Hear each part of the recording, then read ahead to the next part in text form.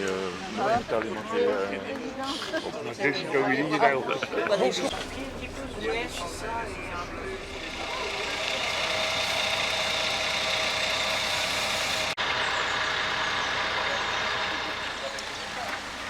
Saint-Joseph. Dat is te mee. Après, je vais vous expliquer pour la visite.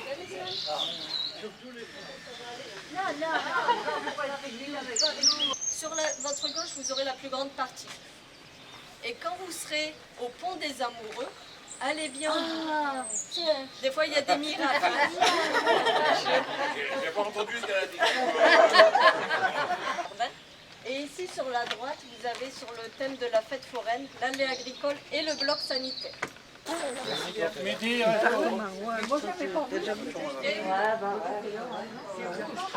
Dernier, c'est le resto. Il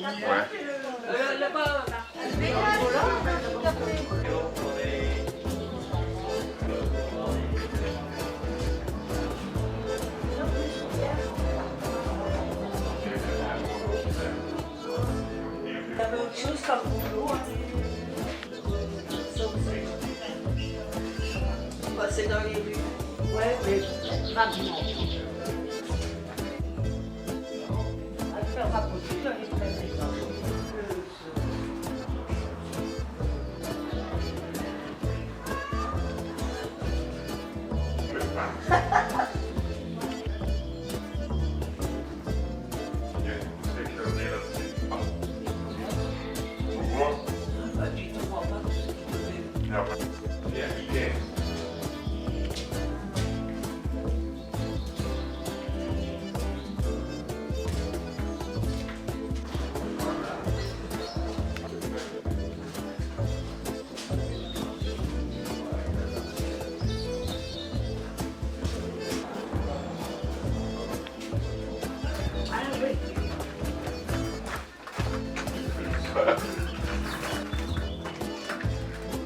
pas chaud.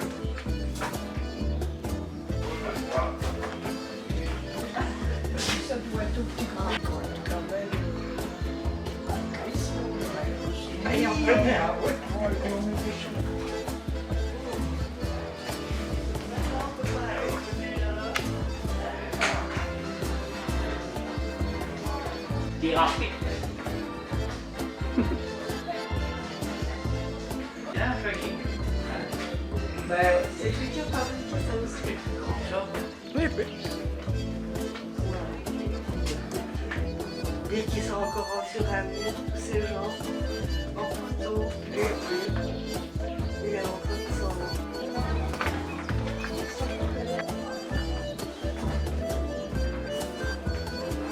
Oh, ouais.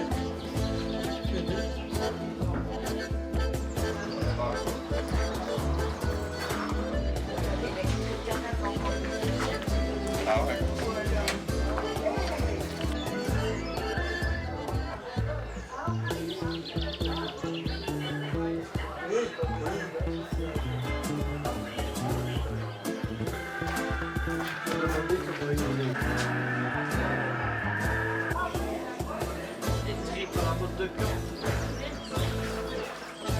Moi, Gradin, je me souviens chez Roger Troulet, qui avait aussi son. C'est Boudin? Là, c'est quoi? Ah bon, d'accord. Henri Boudin. Il y a un Boudin ou pas? Ouais, Boudin, mais pour les... Ouais, il y a des hirondelles, là. Salut comme Fred de l'Écluse père, ici tous les lettres. Au Moulin Rouge à tourner, c'était un petit peu au début, là. Ouais. C'est comme un concert chez Raverdi. Ah ben non, normalement, il est venu en face de lui. Ah, il tente d'être, il sait que c'est peinture, lui. Ah, ici, il y a des paragons. Fais attention qu'il ne te mord pas. Oui, ça lui parle. Ça chauffe pas de ça. Ah, il y a des chances, ouais. Oui, au moulin à café. On entend peut-être. L'appareil, c'est pour trancher parce qu'il y a une lame. Ouais, il a dit. Dieu. Dis. Attention. T'as vu une machine là? C'est joli, là. Il y a une belle surface, hein. Ah ouais. Il y a un mec qui veut affiler. Mois de septembre, octobre. Ah, mais il y avait de la place.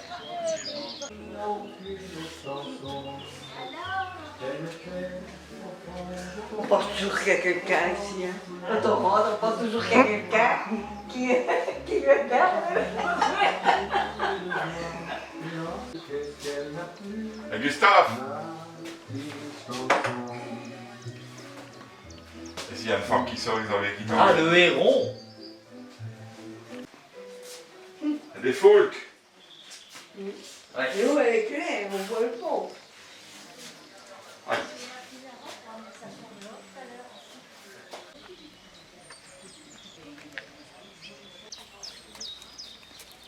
Attends, Carole, on va les renouveler nos deux. Nos machins de mariage. Amour et paix.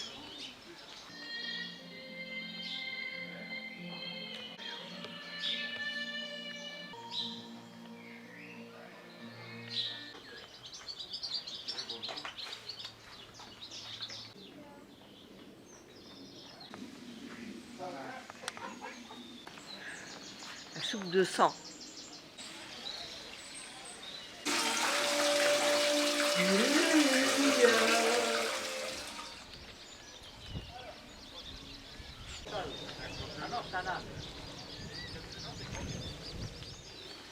Oui, c'est...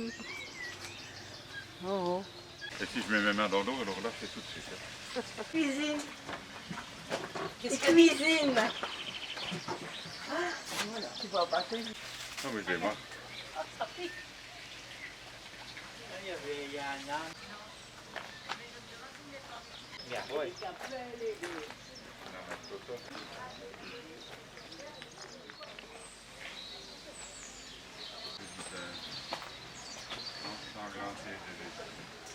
C'est un rayon de soleil.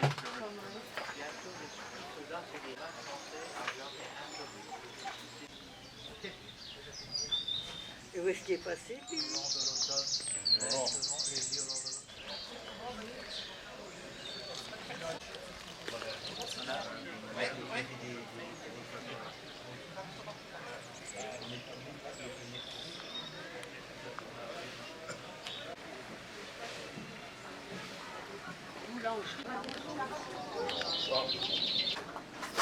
Quand vous revenez, ça va avoir les différences.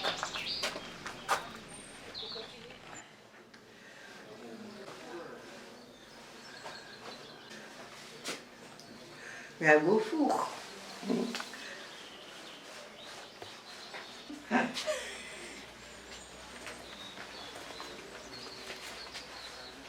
24 avril 1998.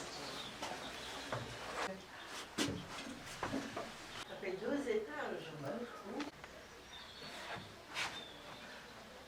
Des étages.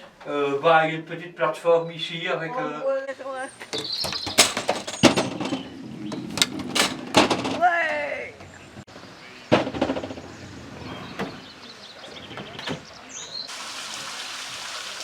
Oui, hein.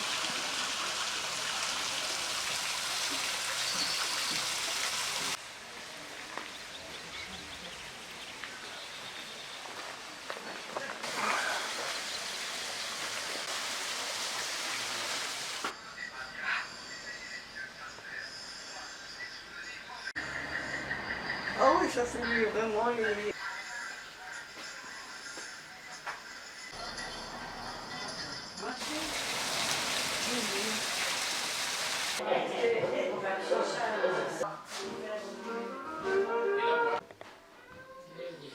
Rustière interne.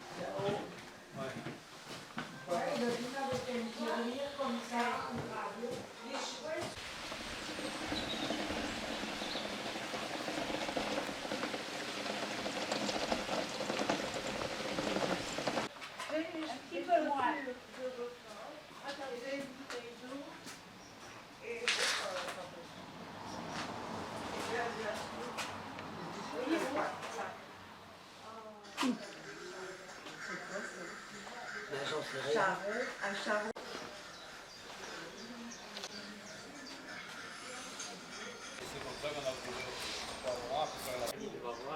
Mais moi j'ai trouvé ça. J'ai trouvé ça par rapport Lui, c'est vendredi passé. non, C'est samedi, non, alors je suis allé au cours et il me dit, ah, j'étais à Saint-Joseph vendredi.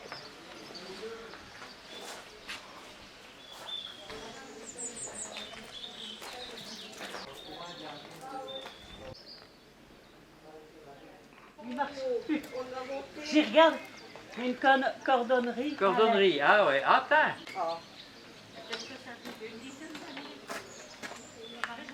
À Gorly. À Deschamps, il y en avait un.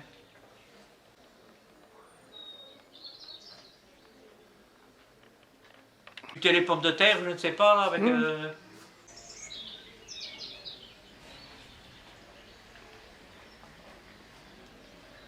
Des boulets. Des boulets. Ah, ils ont bien aimé ça. Ah ouais, ben. Quand t'avais un trousseau de clair sur la tête, ça va me dire pas. Les clés. Achète en plus c'est le. Moi j'aime bien les costauds. Pas le même prix que les autres. Pour manger quelque chose. Une civière de l'armée.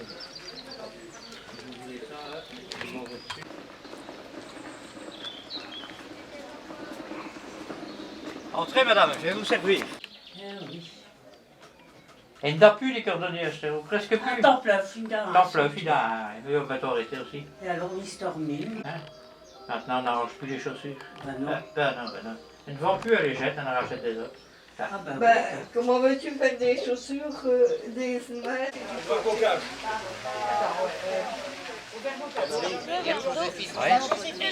Le pécan, oui.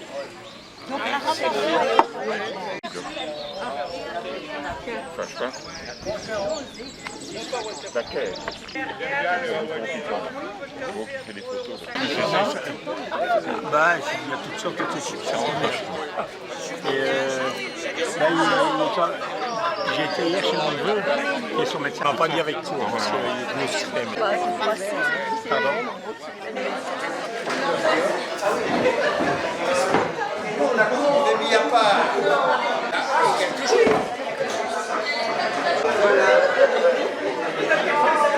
C'est la politique de Coluche. Si je suis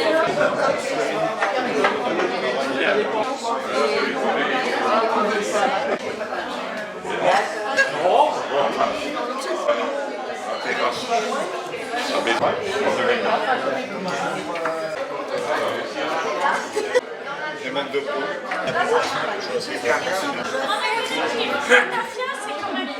Conduis entrer quand tu es ici chez toi. Dis. Santé, quelque chose.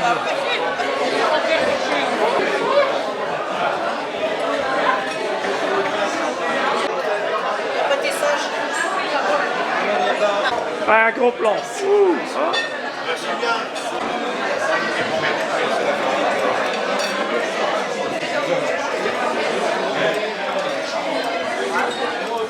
Ah ouais, parce qu'il a parlé de médecin. Ah ouais, au-dessus d'eux.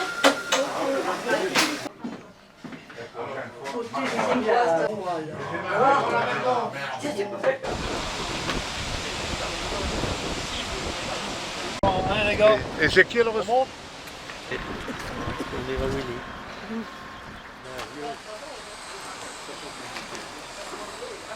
Ah, mais ça savait pas qu'il fallait venir jusqu'ici.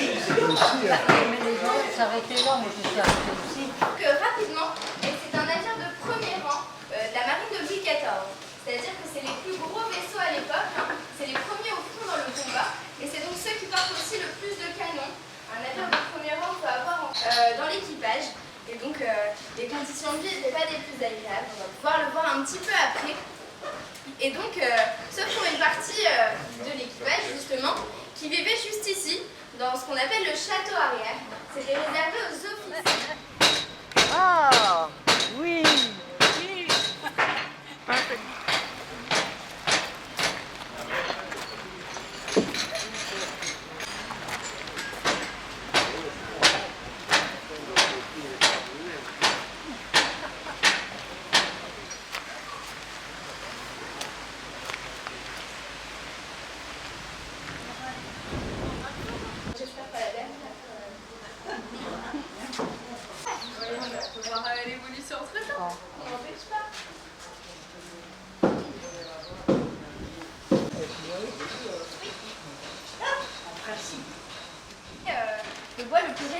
l'eau de mer et au boulet de canon, mais c'est aussi le bois le plus répandu sur nos terres à l'époque de Louis XIV. Aujourd'hui, bon, on en a un petit peu moins des chênes, hein, et puis ça prend énormément de temps à pousser. Hein. Pour nous, on cherche des arbres qui ont entre 150 et 170 ans. Donc bon, on ne peut pas dire de le planter et de venir le chercher l'année suivante, ça c'est certain. Vous me demandiez à quelle période a été créé le chantier. Ici, le fond de la quai a été posé en 2002.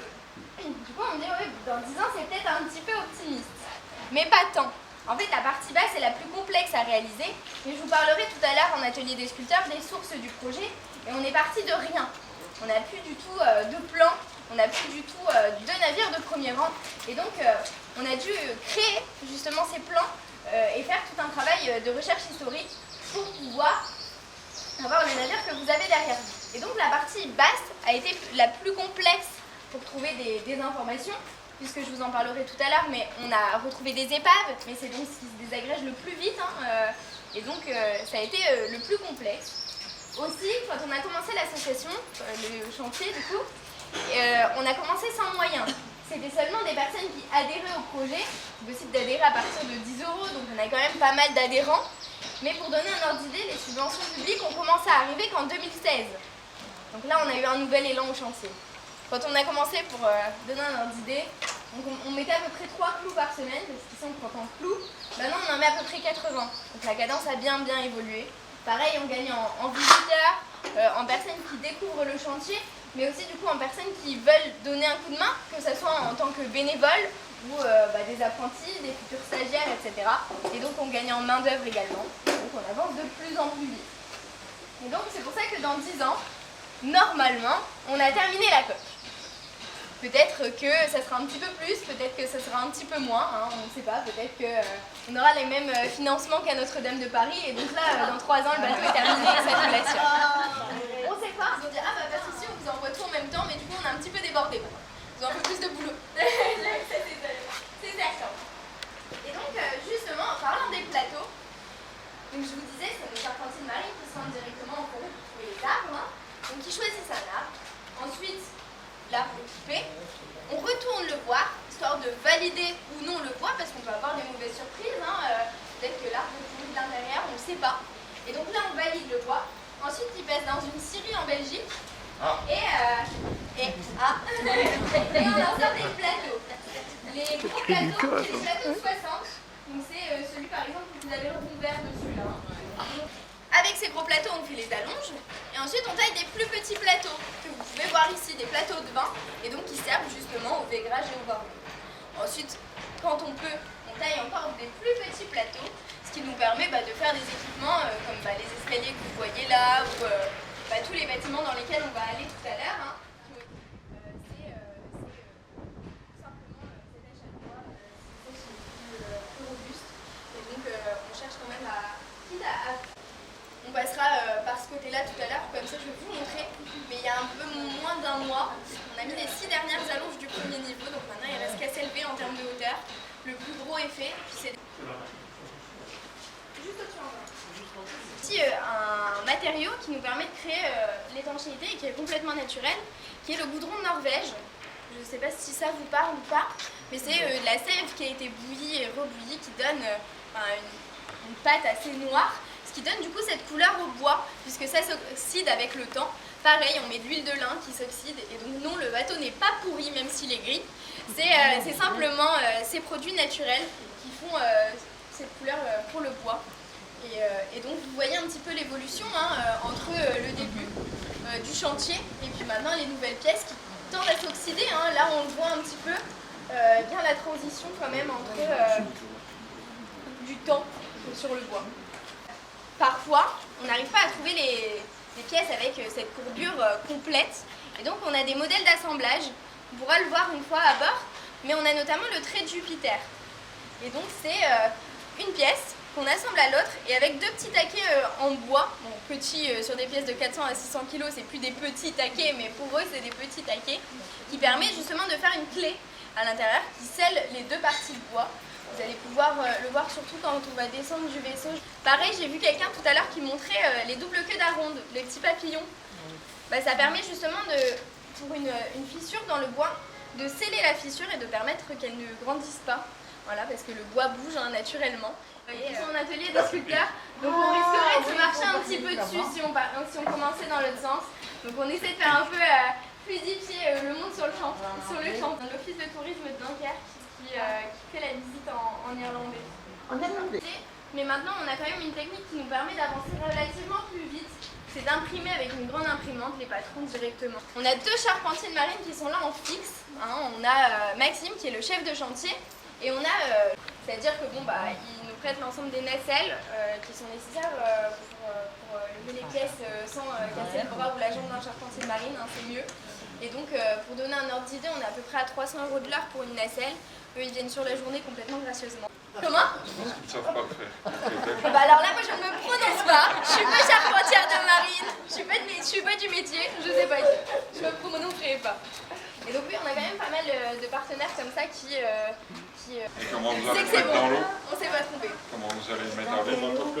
Et justement, ici on est donc sur la dalle de traçage et le bâtiment qui est derrière, il est voué être détruit. Il appartient maintenant à la CUD. Donc dans quelques années, il sera détruit et c'est là où on va creuser le bassin pour y mettre le Jean Bart. Il sera alimenté par la qui va se couler.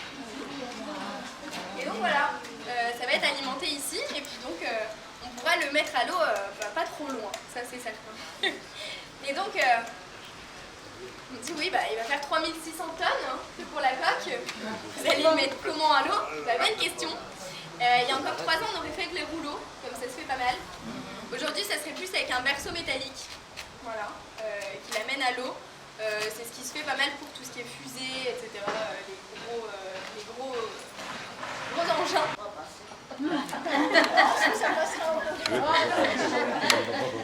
En marron peint. Et d'ailleurs, on le verra tout à l'heure sur la maquette, hein, mais vous avez des petites plateformes souvent sur les mâts. Hein. Ça permet de faire la jonction entre les différents arbres, puisque forcément un mât de 57 mètres, un arbre de 57 mètres n'existe pas. Ou alors, venez me le montrer, hein, on est preneur. Peut-être. Et donc, un arbre de 57 mètres n'existera pas. Et donc, ces petites plateformes servent à faire la jonction entre les différents arbres. Et c'est ce qu'on a fait. En fait, dès qu'on l'a fait, on colorie. Voilà.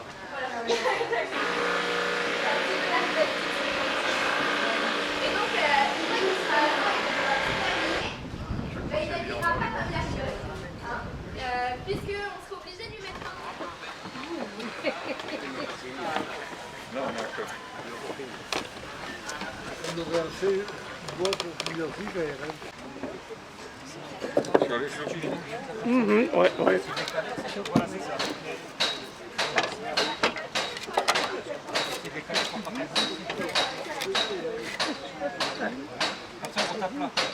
C'est pour dire qu'elle...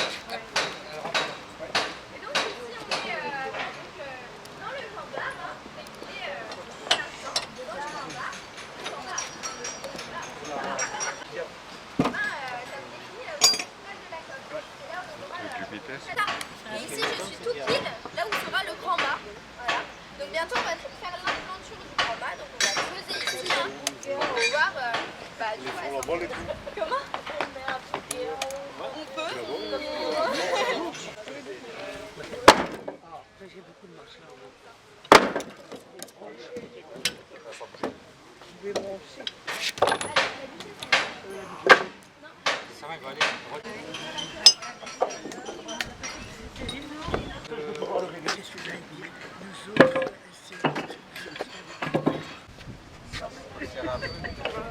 Bon, c'est toujours les mêmes problèmes qui sont ridicules.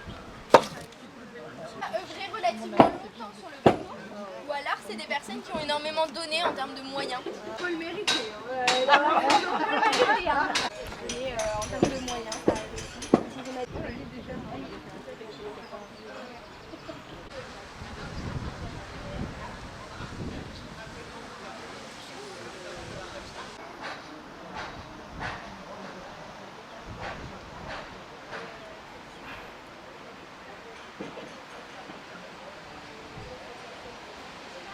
On va continuer un petit peu plus loin, on va voir si...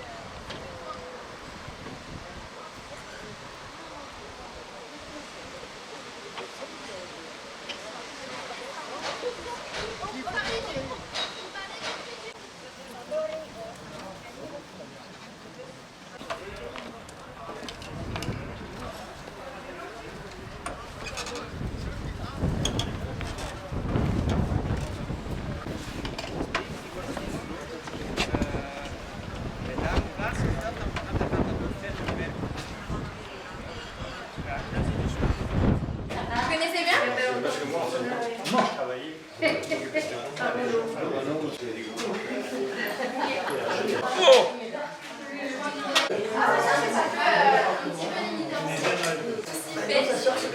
Voilà, Après, comment étaient créés les vaisseaux de premier rang à l'époque? Alors, certes, pour terminer, pareil, hein, ils avaient les moyens de Louis XIV, donc on n'a pas, nous, les moyens du roi Soleil. Donc on avance un petit peu moins vite, ça c'est certain. Et aussi, on ne faisait pas un bateau pour qu'il tienne dans le temps. Hein. On savait qu'il allait finir par couler ou par être détruit. Donc s'il manquait une pièce par-ci par-là, ce n'était pas si grave. Nous, on essaie quand même de le faire assez bien, hein, histoire qu'il tienne un petit peu, c'est mieux. Hein. Peut-être qu'ils vont trouver, mais bon. Bon, j'espère pas quand même. On a quand même assez travaillé pour que normalement il ne coule pas. Voilà. C'est des pages. Comment? Ça c'est à l'époque, comment ils créaient un vaisseau de premier rang. Et donc il est enfoncé. Nous aujourd'hui, on ne pense pas que ça passe. Hein, au niveau de l'inspection du travail, ça serait un petit peu problématique. De Toulon, Brest ou Dunkerque, on n'avait pas du tout les mêmes esthétiques de bateaux. Et donc, par exemple, nous, à Dunkerque, on était complètement inspirés des navires hollandais. Et donc, à terme, la flotte n'était pas que c'était comme ça, donc on le refera ainsi. Hein. Et donc, on se demandait quand même un petit peu pourquoi. Hein, et puis, c'est un peu parti travail aussi d'historien et de recherche. Voilà. Sur le chantier, on n'a que du gros œuvre, donc pour l'instant, il n'y est pas, hein, mais parce qu'on n'a pas de sculpteur, donc pour l'instant, c'est ainsi. Et donc après, toutes les autres sculptures, hein, comme là, vous voyez le soleil royal dans la... Et donc, je vous parlais des épaves qu'a découvert Christian Cardin, et il les a découvertes en 82. Je vous rappelle qu'on a mis le fond laqué en 2002, mais alors du coup, qu'est-ce qu'on a fait pendant 20 ans? Et donc, quand il a dit à la DRASM avoir découvert 6 épaves avec 2 vaisseaux de 57 mètres, ils l'ont un peu pris pour un fou, hein, on va pas se mentir. Et donc, ça a pris 10 ans à légitimer. Et en fait, ça a été légitimé quand ils ont voulu refaire justement le port de Saint-Val-à-Hougue. Ils ont pris des photos aériennes et ils se sont rendus compte, ah oui, mais en fait, il y a bien ces taches dans l'eau dont parlait Christian Cardin. Et donc, il y a eu le plus grand chantier d'archéologie navale du XXe siècle qui a été fait à Saint-Val-à-Hougue. Voilà. Et il sera là, c'est tout. Après, il pourrait être remorqué ces 2 ans, mais... Là, on va être assez profond des Oui, lacs. on est en discussion avec la ville de Gravelines, etc., la région, pour casser l'écluse qui est là-bas, pour du coup avoir plus d'alimentation pour pouvoir que ça soit plus simple pour la création du bassin. Mais le plus petit des plus gros. Voilà. Et donc, ça serait des canons comme celui-ci, des canons de 36 livres. Donc déjà des beaux bébés, mais très certainement des répliques en bois, comme celui-là, parce que ça nous coûterait bien trop cher de le refaire en fonte dans le fer 84. Après, on n'est pas à l'abri d'une super subvention d'un coup qui nous permettrait de tous les faire en fonte. On verra, mais ça serait très certainement des répliques en bois comme celui-là. Et donc, des canons de 36 livres, c'est des boulets de 18 kg. Là, je vais vous faire passer si vous voulez, hein, un petit boulet, mais qui fait 16 kg celui-là. Donc un petit peu plus petit que ce qui est censé être. Si vous voulez essayer, vous nous dites. Et ça, c'est qu'un 16. Hein. Normalement, c'est des 18 juste après. Mais vous allez déguster du poisson fumé. Donc vous allez déguster du saumon gravlax et de la morue fumée. C'est ce que nous, pour l'instant, on fait à la saurisserie. On est occupé d'essayer avec le magret de canard et le filet mignon, donc peut-être... Mais donc, pour l'instant, c'est ce qu'on fait ici. Mais c'était pas ce qui était le plus mangé à bord. C'était une technique de conservation, certes, mais ça coûtait assez cher. Et donc, c'était réservé surtout aux officiers. Pareil, on prenait des animaux vivants à bord pour pouvoir les tuer durant le trajet et donc les servir seulement aux officiers. Pour les personnes qui étaient marins, hein, dans l'équipage, personnes lambda, hein, on va dire ça comme ça, l'alimentation n'était pas terrible, hein, qu'on soit honnête. Principalement, on mangeait du biscuit de mer. Est-ce que ça vous parle ou pas du tout? Non, non. Ça ressemble à des grosses tartes. Jusque-là, ça donne envie. Sauf que bah, en texture, c'est un peu comme de la pâte à sel. Voilà. Dans le goût, on a à peu près pareil, vraiment c'est pas fou. Et il faut le retremper dans du bouillon pour que ça soit assez ok pour la texture et qu'on se casse pas une dent dessus. Voilà. Ça c'était l'alimentation principale. Ligne hein, déjà, pour aller pêcher jusqu'en bas. Puis même c'était pas l'activité principale, on avait d'autres choses à faire malheureusement. Et pour les toilettes? Pas trop agité, on fait par-dessus bord.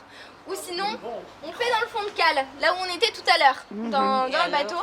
Et donc on a des enfants qui viennent à bord pour venir nettoyer. Parce que oui, dans le fond de cale, on a le lest. Et donc c'est des grosses pierres.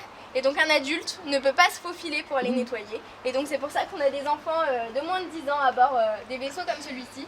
Pour pouvoir aller nettoyer ce qu'ont fait les adultes. Voilà. Et c'est le branle-bas de combat. Est-ce que vous savez d'où vient l'expression ou pas? Les hamacs s'appellent les branles. Hein, et donc, vous êtes pas loin. J'en parle juste après. Je finis avec mon branle-bas de combat et après on parle de ça. Et donc, le branle-bas de combat, c'est on prend son branle, donc son hamac, on le met en bas et on part au combat. D'où le branle-bas de combat. Vous parliez des branleurs. Le branleur, c'est celui qui dort. C'est celui qui ne travaille pas, c'est celui qui est dans son hamac. Voilà. Et donc, oui, on a pas mal d'expressions encore aujourd'hui qui sont d'origine de ces époques-là. Pareil, l'expression les rats quittent le navire. Les rats quittent le navire. C'est quand le navire n'est plus assez propre pour les rats. C'est dire à quel point les conditions de vie n'étaient pas des plus agréables. Si les rats s'en vont, c'est que vraiment c'est chaotique, il faut rentrer au port, il faut venir nettoyer. 9e.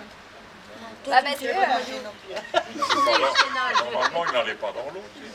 Et justement, on disait que si on apprenait à nager, ça veut dire qu'on n'avait pas foi en son bateau et en son équipage, de une.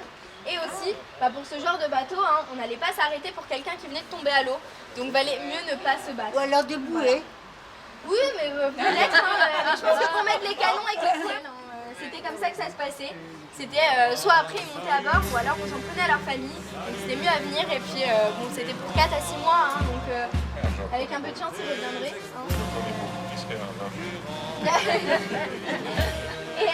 Ou alors des personnes qui étaient destinées au bagne et à l'exil. Voilà. Et donc on arrivait à récolter. Parce qu'il y a une légende qui dit que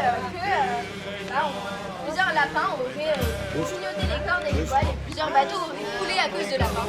Et donc c'est un nom qui ne se prononce pas. On peut même pas ramener un lapin transformé ou autre dans un bateau, c'est pas possible et on ne peut pas dire son nom non plus. Voilà. Et vous parliez des chats, mais les chats ils étaient acceptés. On avait même pas mal déjà d'animaux de compagnie pour ce genre de voyage, ça existait déjà. Donc on avait des chiens, des chats, avant des vaisseaux.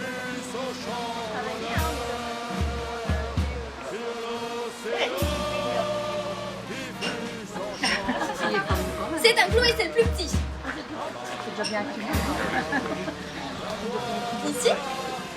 Ici on est sur des clous d'allonge. Donc justement je vous en parlais tout à l'heure, mais donc les vertèbres du vaisseau qui sont fixées avec cela. Et excusez-moi messieurs, je vais vous en dire que c'est un clou moyen, puisque le plus grand clou, je vous le disais tout à l'heure, fera 5 mètres. Donc celui-là c'est encore considéré comme un petit modèle encore. Et là, ils sont en s'entrappant. C'est ça. Et donc on part à la base de tiges de 6 mètres, comme celle-ci. On entaille des tronçons et ensuite on forge le bout. Ensuite on forge la pointe et ensuite on fait ce qu'on appelle les barbillons de l'autre côté là, qui permettent d'éviter le